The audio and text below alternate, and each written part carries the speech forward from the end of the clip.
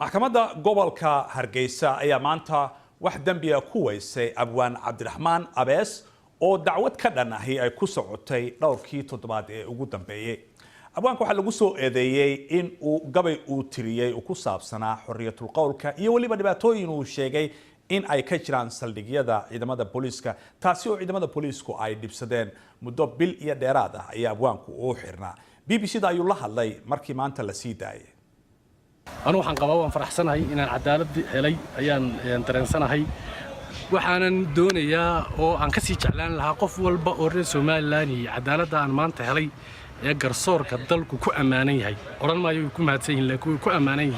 وشغلوا ده سيف عنو قبسدين وعدالة ده يسجن وكو أماننا وأنا كسي ديرجليننا إن عد والبقر سومالاني أنت إن لك أي حشو وعدالة ده يا أمد اللي كبعيو أنا أمان حدنا إن واحد أنا إيجارة واحد أنا بقدم قضية أمد كلا يودد واحد ظروفه عن أركي تذكر أساس يقدم قضين دي أدنى وأنا أفرح سنة أنا أقول أما كسر صوت وتوتو هل جنك عدالة ده يا أنا وحي أنا أركس أخلاق ده أو نكسر أنا سوق بيو يدا أو بقش يا حبرش يو واحد اللي يعني أنا وشرين يا حرق وشيء ده أنا حقنا أنا واحد هاي haddaba xeer ilaalinta ayaa raacfaan ka qaadatay go'aanka garsoorka ee lagu sii daayay Abwaan Abees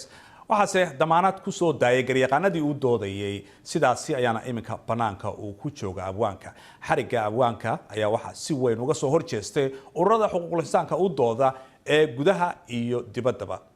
guleed dafac oo kamid ahaa dhowr garyaqaan oo Abwaan Abees u doodayay ayaa BBC-da la hadlay markii ay ku guuleysteen dacwadii ay muddada ku soo jireen walow iminka raacfaan laga qaatay. بسم الله الرحمن الرحيم محكمة gobolka Hargeysa maanta garsoori dacwadda Cabdiraxmaan Abees ayay wuxuu soo saaray xukunkaas uu ku sheegay in wax dambi lagu waayay Cabdiraxmaan Abees oo ahaa hadalka uu jeediyay gabaygiisu mid uu ku isticmaalayay xuquuqaadka dastuuriga ee uu ogol xorriyadka inuu hadli karo marka Cabdiraxmaan waa la fasaxay maxkamadda inuu xorriyadiisa bay soo celisay runtii ay muddada dheer uu xidhnaa labada bilood ku dhowdhoobay waxay muujinaysaa in lagu hayay maaragtay waxaan sax ahayn maadaama aan lagu helin wax dambiya laba mas'ala ayaa ka dhalanaysa qareena ahaan anagoo la tashan doona muwakkilkayga waanu ka tashan doonaa qaabka ugu wanaagsan ee aan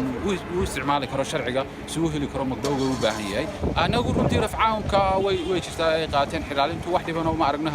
haday jiraan waxay la iman karaan rafcaanka maxkamadda dacwadda qaaday maragyada qaatay waxa way ku weyday xaq u leeyihiin rafcaanka qaataan Cabdiraxmaan Abees qareenadiisuna waxay diyaar u yihiin maxkamadda rafcaanka doodooda ka cadeeyay marka macnaheedu weyn lama leh laakiin anagu waan ku niyadsanahay cadaymahan oo haysano iyo dooda sharciyan oo haysano maxkamad kasta oo la isla tago inay dhinacayaga u helin doonto